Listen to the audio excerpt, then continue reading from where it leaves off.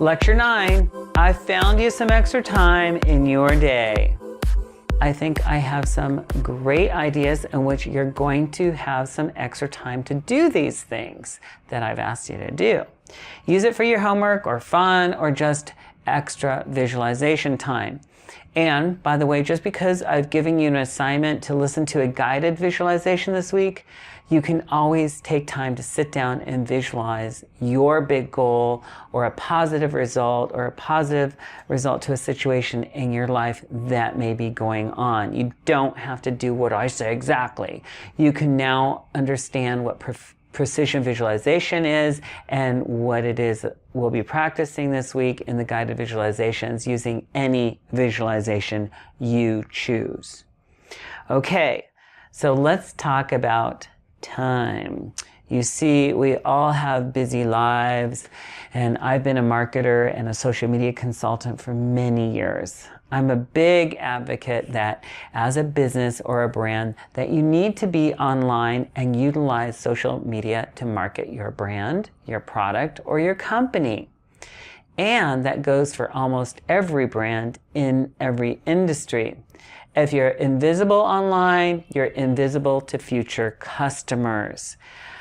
So that's my platform in social media. But smartphones and social media have also fractured our goal-achieving abilities as a society and individually. No one is immune to the pull of email, YouTube, Twitter, Facebook, LinkedIn, Snapchat, and there's more social media platforms being built every day. It just sucks us in. Udemy is a social media platform, by the way, just want to let you know. And I'm a big advocate of automating your social media.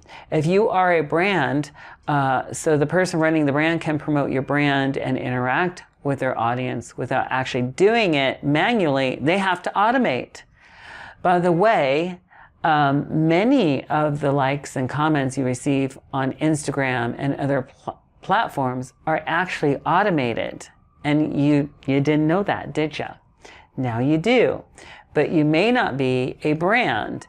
As an individual, I stress that you should only interact on social media once a day for 5 minutes a day on each platform that are your favorites that work for you.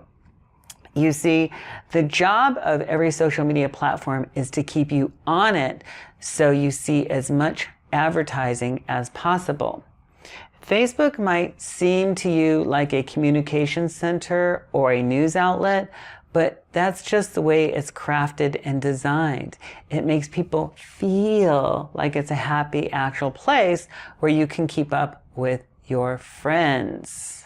But it's not really. Facebook has done a great job at keeping people engaged just so long as you stay on a long time.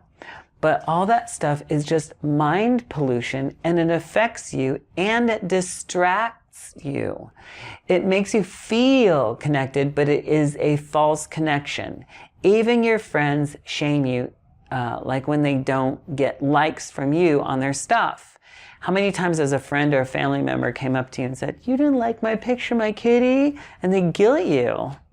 I don't know. You should hate that because I hate that.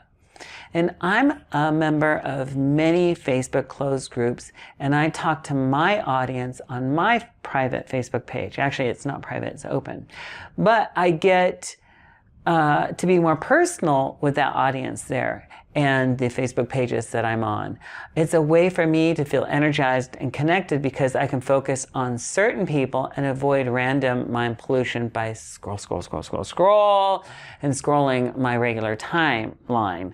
So it's just a better way of Facebook pages because you're interacting with a group and you're doing it for a short amount of time.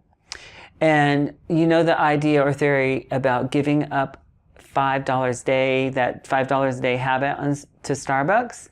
If you made your own coffee once a day, this is the rule, you would save $35 a week. In a year, you would save $6,825 a year, I think it is.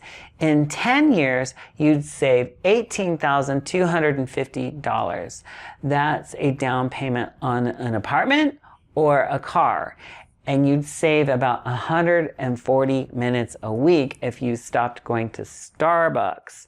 That is, if you spent 20 minutes a day getting your coffee at Starbucks. And that's about 2 hours and 20 minutes per week you get to have back in your pocket, in your life. And I like Starbucks example, this paradigm that they always bring up in the news and so forth, because it's the same thing on social media. You can equate it. It also shows you that you might have an extra 2 hours and 20 minutes of time available if you quit going to Starbucks every day. I like that time saving even more than the money. There's an extra 20 minutes a day available for visualization if you didn't go to Starbucks. So there's some extra time for you. Your extra homework is to cut back on your social media, just so you have an extra few minutes of time to visualize a day. The added benefit to this exercise is that you'll be off of social media. If you want a clear mind and real healthy human connection, you can cut down your social media time and call a friend and go out to the movies instead. If you made your own coffee, you'd save $35 a week for a movie and burger to go out with your friend.